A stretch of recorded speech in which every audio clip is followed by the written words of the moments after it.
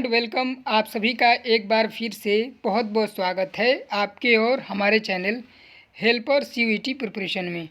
तो इस वीडियो में इज़राइल फ़लस्तीन वार से रिलेटेड जो करंट अफेयर से रिलेटेड टॉपिक है जनरल टेस्ट का एनसीटी और सीयूईटी में, इस वीडियो में हम लोग इसी टॉपिक पर डिस्कस करेंगे और ये करंट अफेयर टॉपिक से रिलेटेड इम्पोर्टेंट क्वेश्चंस आपको मैं कराने वाला हूँ रिगार्डिंग इज़राइल फ़लस्तीन वार जो कि गाज़ा में हो रहा है। इसके जो पीछे इतिहास है उससे रिलेटेड भी मैं आपको क्वेश्चन कराऊंगा। तो चलिए देखते हैं important VVI question regarding this topic. आपके स्क्रीन के सामने पहला क्वेश्चन प्रदर्शित हो रहा है। फर्स्ट क्वेश्चन है, what is the name of Israel air defence system. तो इज़राइली एयर डिफेंस सिस्टम का नाम क्या है? S-400 डिफेंस सिस्टम है, या आयरन डोम है, या एयर डिफेंस डोम है, या ADGS सिस्टम है एयर डिफेंस सिस्टम। तो इसका जो है राइट आंसर होगा वो है ऑप्शन बी, आयरन डोम। आयरन डोम का आप सभी फ़ोटो देख सकते हैं, आपके स्क्रीन पे दिखाई दे रहा होगा अभी। आयरन डोम क्या करता है? ये एक एयर डिफेंस सिस्टम है जो कि कोई भी अगर रॉकेट आता है तो उसे बीच में ही इंटरसेप्ट करके उसे मार गिराता है। तो काफ़ी ये एडवांस एयर डिफेंस सिस्टम है जो कि इज़राइल यूज़ करता है हमास के द्वारा, या कहीं से भी कोई रॉकेट अटैक होता है इज़राइल पे तो आयरन डोम उसे बीच में ही इंटरसेप्ट करके बीच में ही हवा में ही डिस्ट्रॉय कर देता है। ये आप स्क्रीन पे आयरन डोम का फ़ोटो भी देख सकते हैं। सेकंड क्वेश्चन है, which country supported Israel in the development of Iron Dome. तो आयरन डोम को डेवलपमेंट करने में कौन सी कंट्री सपोर्ट करती है इज़राइल का? तो इसका ऑप्शन है option C, United State of America Iron Dome system बनाने में काफ़ी हेल्प की है इज़राइल का। Israel got monetary aid from US House of Representative for the development of Iron Dome which happen to be the best air defence system of the world. Third question है, what was the old name of Jerusalem. तो Jerusalem का old name क्या है? तो इसका old name यरूशलेम और अल-काद्स दोनों है। आप सभी एक्सप्लेनेशन देख सकते हैं। इसका एक्सप्लेनेशन है, Jerusalem was known as a Yerushalem in Hebrew as Al Quds in Arabic. तो इनको जेरूशलम कहा जाता है, यरूशलम कहा जाता है जेरूशलम लैंग्वेज में और हिब्रू भाषा में और यहाँ पे अल-काद्स कहा जाता है अरेबिक में। तो ये काफ़ी इम्पोर्टेंट यहाँ पे ये क्वेश्चन है कि ओल्ड नेम से संबंधित आपसे क्वेश्चन पूछे जा सकते हैं कि जेरूशलम का ओल्ड नेम क्या है। तो इसे एरूशलेम कहा जाता है हिब्रू में, अल-काद्स कहा जाता है अरेबिक में। और आप स्क्रीन पे फ़ोटो भी देख रहे होंगे इस प्योर जगह का।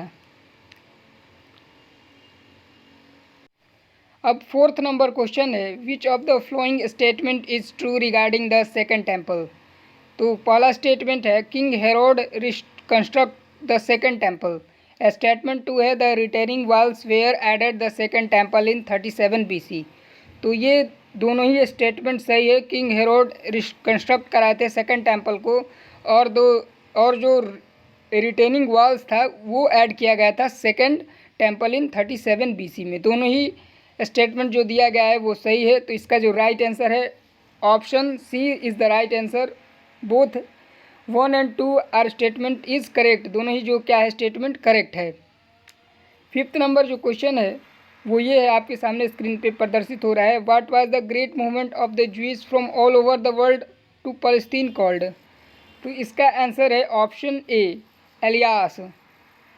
It was between 1882 to 1948 when the Jews from around the world gather in Palestine.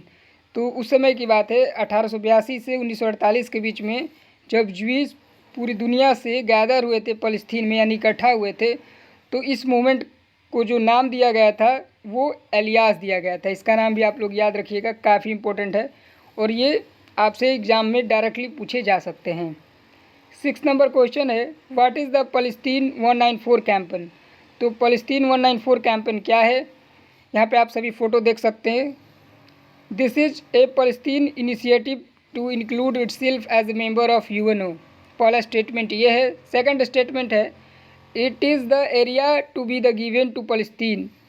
तो यहाँ पे दोनों ही जो स्टेटमेंट है राइट नहीं है। पहला जो स्टेटमेंट है वही सही है, first statement is true, second statement is wrong.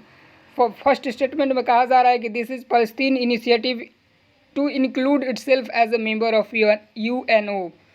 तो यहाँ पे यही इनिशिएटिव में ये चलाया गया था कि फ़लस्तीन को यूएनओ का एक मेंबर बनाया जाए, यानी कि 194th मेंबर बनाया जाए। अभी जो है यूएनओ में 193 ही मेंबर है। तो इसका जो राइट ऑप्शन है वो ऑप्शन ए है, ओनली 1। इसका एक्सप्लेनेशन आप सभी देख सकते हैं। In 2014 Palestine started its effort to include itself in the United Nation as the member state. This was called the Palestine 194 campaign. 7th number question है, who took over Palestine after the downfall of Ottoman Empire. तो इसमें पूछा जा रहा है कि फ़लस्तीन के बारे में, ओटोमन एम्पायर के बारे में, और कब इनका डाउनफॉल हुआ था, यानी कि ये ख़त्म हो गया था। तो अमेरिका, ब्रिटेन, रसिया या ईरान। तो इसका एक्सप्लेनेशन होगा option B is the right answer. Britain के द्वारा आज़ादी मिली थी, तो उसी के दरमियान ओटोमन एम्पायर वर्ल्ड वार 1 के टाइम ख़त्म हो गया था। आप सभी एक्सप्लेनेशन भी इसका देख सकते हैं। When Ottoman empire collapse during world war 1, जब ओटोमन एम्पायर जो था काफ़ी बड़ा एम्पायर था, वो जो वर्ल्ड वार 1 के बाद समाप्त हो गया था, तो उसका जो यहाँ पे ब्रिटिश के थ्रू आज़ादी मिली थी फ़लस्तीनियन लोगों को। अगला क्वेश्चन देखते हैं। क्वेश्चन नंबर 8 है, who proclaimed Palestine to be the independence. तो प्रोक्लेम्ड जो किया गया था फ़लस्तीन के द्वारा, इंडिपेंडेंस की बात हो रही है। तो यहाँ पे आप सभी डिटेल इसका देख सकते हैं। फ़लस्तीन लिबरेशन ऑर्गेनाइजेशन, इसकी जो स्थापना हुई थी वो 18 मई 1964 में हुई थी जेरूशलम में। इसका जो राइट ऑप्शन है वो ऑप्शन बी है, PLO, फ़लस्तीन लिबरेशन ऑर्गेनाइजेशन।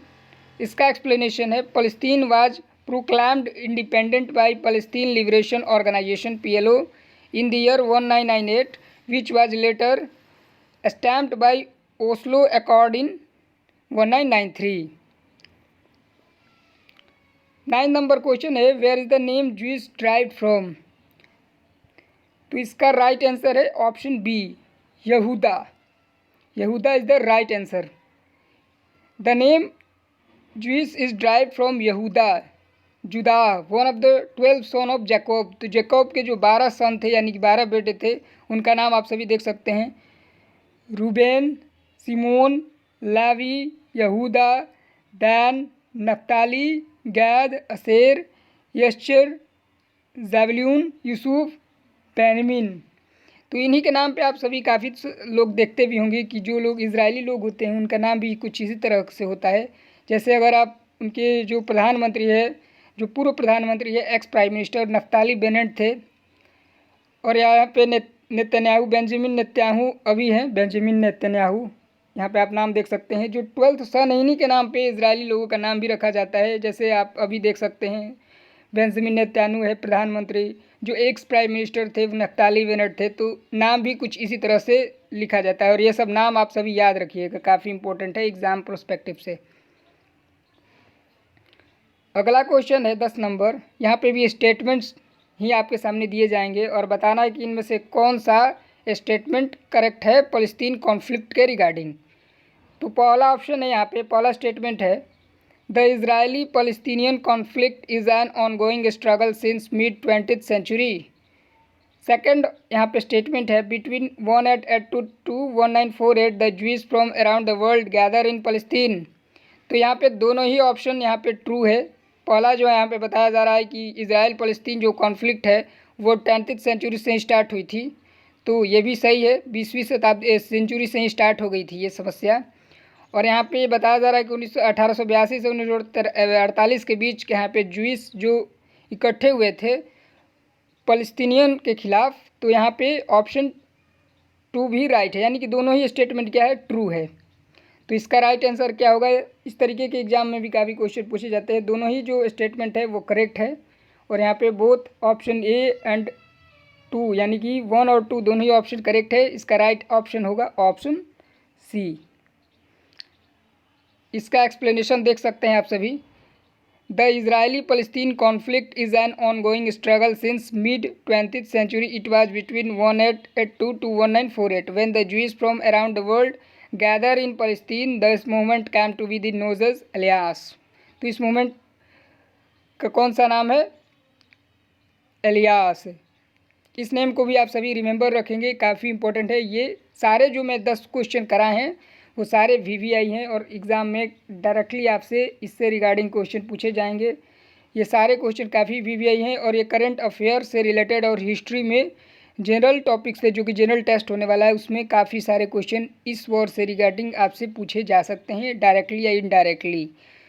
तो अगर आप इस वीडियो से थोड़ा सा भी आपको कुछ भी फ़ायदा होता है तो इस चैनल को ज़रूर सब्सक्राइब कीजिए आप सभी। यहाँ पे CVT और NCT से रिलेटेड जो अपडेट है वो भी आपको दी जाएगी। साथ ही साथ जब एडमिशन के रिगार्डिंग काउंसलिंग या कोई प्रॉब्लम होती है तो उसमें भी आपकी हेल्प की जाएगी। इस वीडियो को भी लाइक कीजिए।